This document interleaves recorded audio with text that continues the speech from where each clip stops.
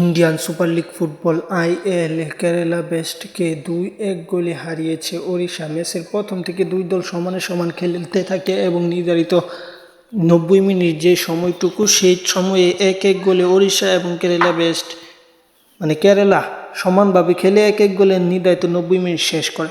তারপর আবার খেলা শুরু হয়। সেই খেলার 98 মিনিটে নির্ধারিত সময় পেরিয়ে অতিরিক্ত সময়ের 8 মিনিটে একটি গোল করে ম্যাচটি নিজেদের করে নেয় ওড়িশা এবং এই জয়টি নিয়ে শীর্ষস্থানের দিকে তারা আরও এগিয়ে যায় এবং চ্যাম্পিয়ন্স রেসে টিকে থাকে। সব কিছু মিলিয়ে কেরালার চ্যাম্পিয়ন হওয়া কিংবা এএফসি কাপ খেলার স্বপ্ন শেষ, পাশাপাশি ওড়িশা এএফসি কাপ খেলতে পারবে এমন সমীকরণ এবং চ্যাম্পিয়ন হওয়ার সমীকরণ দুটোই আছে।